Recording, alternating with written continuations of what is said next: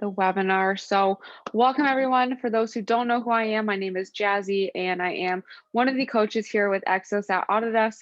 And also luckily for all of you, I am the sports and rec coordinator. So I am actually the person that has been running this whole design to run race.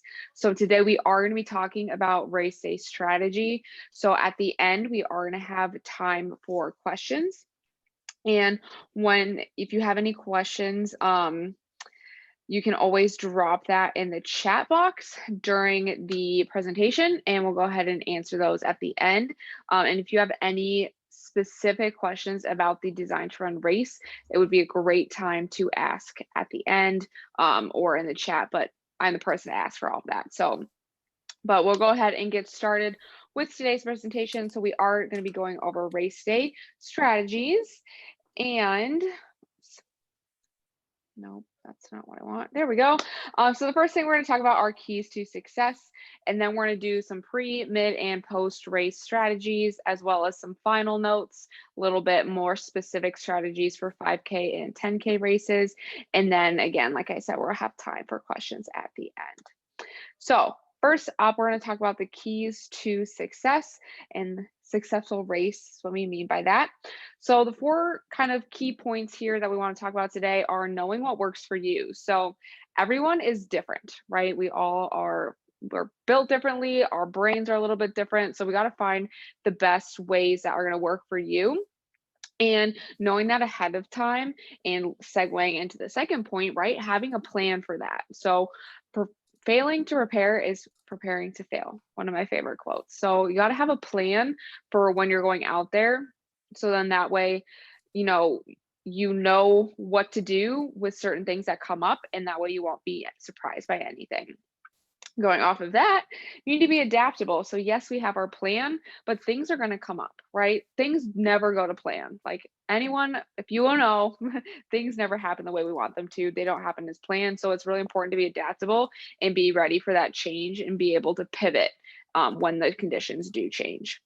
And then finally, enjoy the day, right? We're here to have fun. We're here to have a good race, have a good time. So don't forget to enjoy yourself. Smile when you run. It's going to make things a little bit better, especially during the hard parts of the race. All right, pre-race strategies here. So planning your race day, going back to having a plan, right?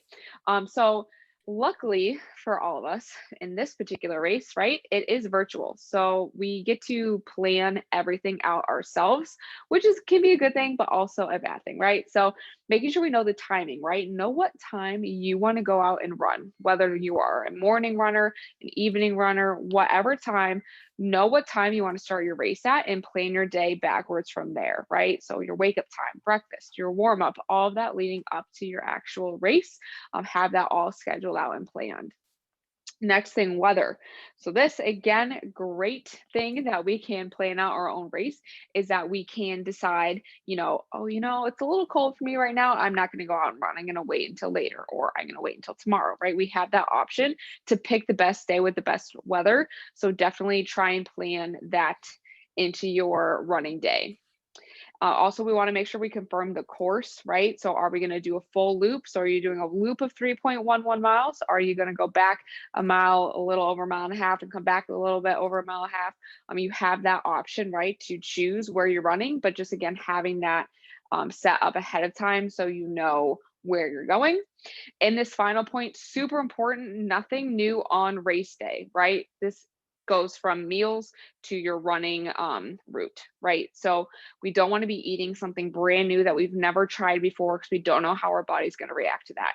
That even goes back to the night prior, right? Like you don't really want to eat anything out of the ordinary because you don't know how your body's going to react to that. You don't know how that will make you feel on race day, and we want to feel our best when we're out there and running. So really important to make sure that we are not doing anything new in terms of food or even, just going out there and running, right? We want to have a plan. We've probably, we've all been running this whole time, the last 8 weeks at this point. So we probably have already run our route, hopefully, at some point. So making sure we're not doing anything new next week or the week after. Next up, though, we're going to start about getting to the finish line. So dressing appropriately. This kind of goes back to the weather thing, right? We know when we're going to be running because we're choosing ourselves. So it's really important to make sure we're dressing appropriately. So if we're going out in the early morning, making sure we've got a jacket, we're warm, but also that we'll be able to kind of strip down when we get hot as we start running. And really important here to make sure we are warming up before we go out and race. So with these warm ups, Luis and I did make and create videos of a warm up and a cool down. They are posted on the Design to Run Training Program Slack channel, as well as on our YouTube channel. So you can always do one of those for the warm up or cool down, have a place to go. Luckily, again, we're at home. We can do our warm up in the living room maybe, and then head out, jog around the block and then get started. So that's always the best option. You can do like 5-10 minutes, whatever you need, whatever feels best for you. But again, having that schedule and planned ahead of time. All right, up next, we're gonna be talking about the mid-race strategies that we have for y'all. So a couple things to keep in mind with nutrition and fueling. So luckily, right, these are going to be pretty short races in the grand scheme of things, right? Like we're not running marathons, we're not doing half marathons in this. So you can bring water with you if that's something that you've been doing on your runs generally, right? Like we've already run this distance within the last week or two. So doing what you did when you were out and running. So bringing water, if you want a water bottle with you, definitely bring that with you. For the mid-race supplementation, I know we've talked about goos and stuff in the past webinars. This is something that's an option for you. But again, we're not running for a huge long distance. And if we are running for, more than an hour, hour and a half, that's when you would want to implement that mid-race supplementation. So just a couple notes there to keep in mind. And we really want to be competing during this race, right? Finding the pacing or, the duration and the intensity that you are comfortable running at and that you can keep throughout that distance is definitely obviously going to be individually person to person dependent. And, really making sure that we are, aiming for a good pace and kind of keeping that throughout. And as always, I know this is kind of a cliche, right? But it is you versus you. Yes, it's a race, but at the same time, right, for this race, yes, we're giving out prizes to the fastest runners, but we also are having that sweepstakes. So anyone can win prizes during the race during the next, week and a half. So, competing against you for your best time and making sure you're PRing and doing what you need for you.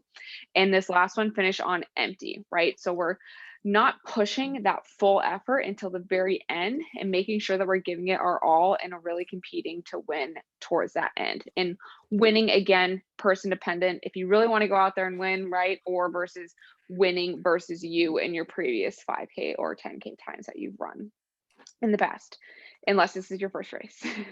And this next up, we're going to do post-race strategies. So a couple things to consider here. Again, I mentioned that cool down briefly. Where are you going to do it? How long you're going to do it? This could be, just running back to your house, going in the living room, doing some quick stretches, cool down, maybe walk around the block again, 5-10 minutes, whatever you need and whatever works best for you. Definitely kind of go for what you need personally, because everyone's going to feel a little bit different after a run. Some gear, right? We want to make sure that we get out of our race shoes, put some dry clothes on, especially.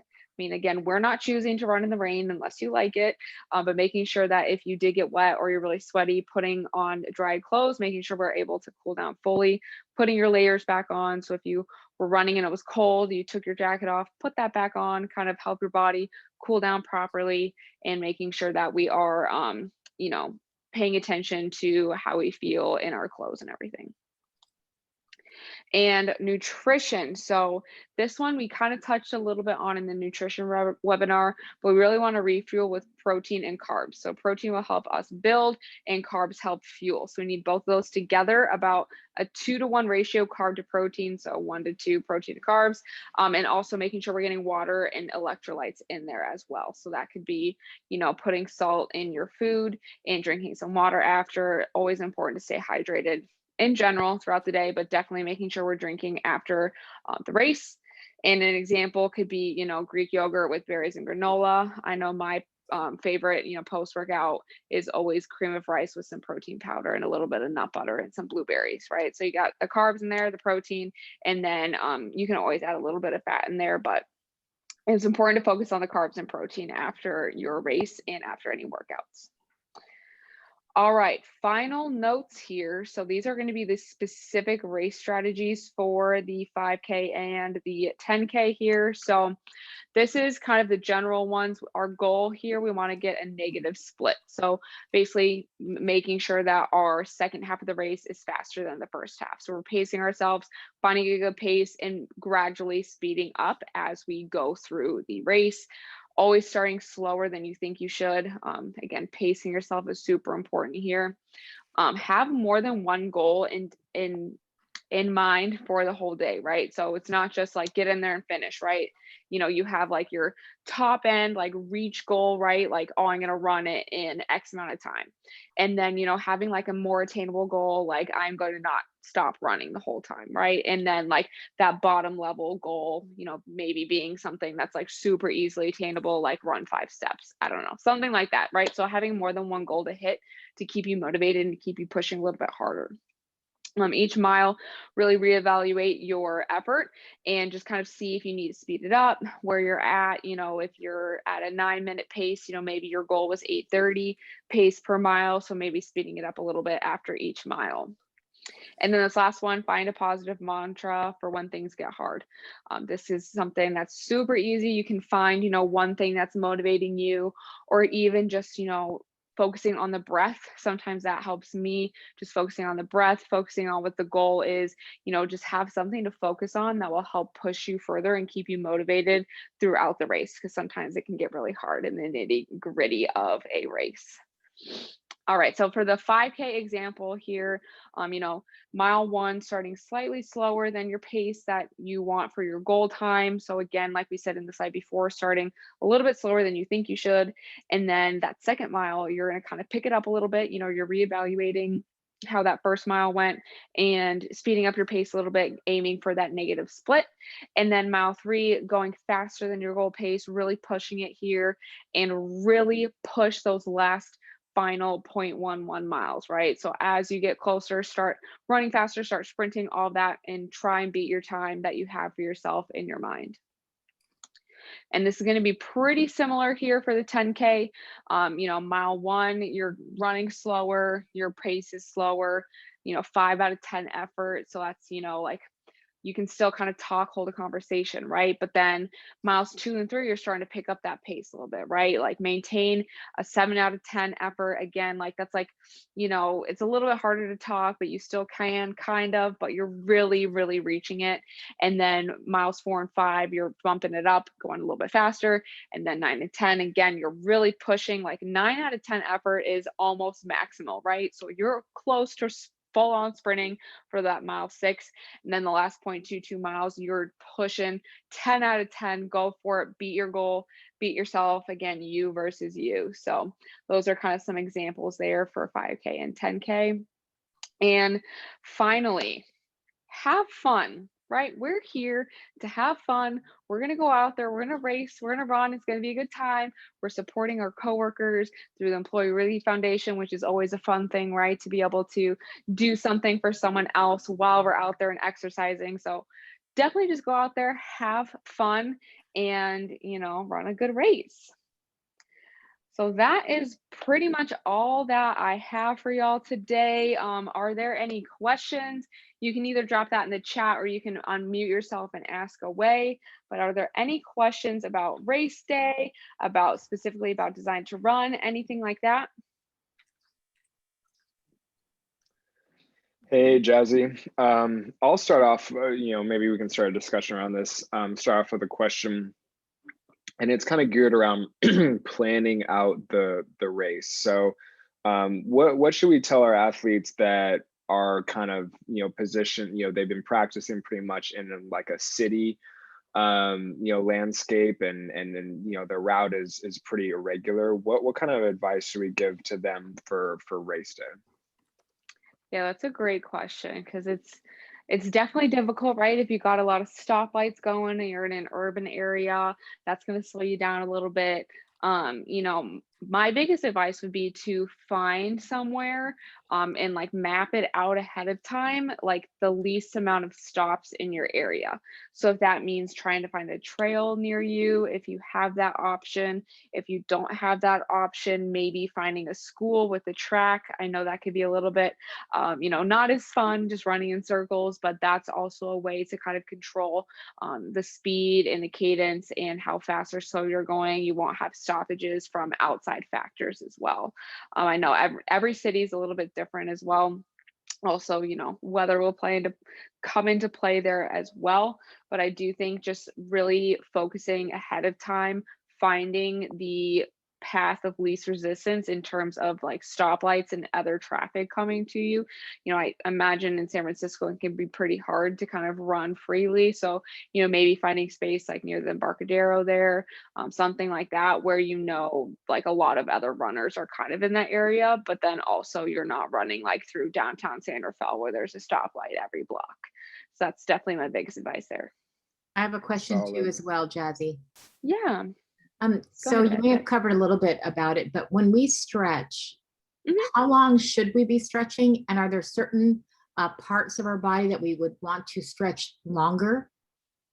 Yeah, so definitely, anywhere from 5 to 10 minutes of stretching, doing something that's more dynamic, right? So we're not just like, stretching our arm like this, but maybe doing some like arm circles, something like that, making it more dynamic, getting your blood flow going and warm up that way. And then, definitely focusing on the quads, hip flexors, glutes, and hamstrings would be my first priority there, because that's what's going to, get the most impact when we're running. So focusing primarily on the lower body and then opening up your chest a little bit as well. So if you needed some more ideas, you can always, you can even take a stretch break from our YouTube channel, do like 5-10 minutes of stretching there. We have that warm up cool down videos as well. So there's some options there to help you out there, Jet. Thanks. Yeah, no problem. Here in the chat, Rebecca said, sometimes I run up and down the block while waiting for the light to change. That was kind of directed at my question. That's a pretty cool strategy, actually, Rebecca. Yeah. I like that. That's kind of new. Yeah, Typically 'cause you like see people on the corners, just doing the run in place thing. Yeah, I was gonna say usually people are like this, right? Yeah. That's a much better idea because you're still gonna get that distance and the mileage. So that's awesome. Thanks, Rebecca, for sharing that. Yeah, no problem. Hey, Jazzy.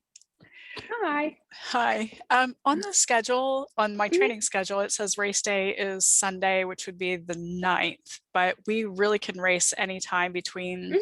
the 7th and the 17th, correct? Okay. Yes. Yep. Any day, anytime. It is up to you, whatever works best with your schedule. Okay. Thank you. Awesome. Yeah, no problem.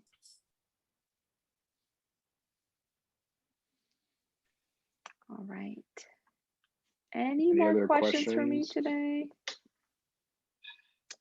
Oh, yes. So this is being recorded. So we will get this recording up on YouTube. We'll post that to the Slack channel. And then we also can upload the slide decks for you all as well. So you'll be able to look back, check out all of this information we had today. But if there's no more questions, we'll go ahead and finish up today. And as always, you guys can reach out to either any of your coaches, to myself, whatever you need. We're here to help you. So thank you all for coming.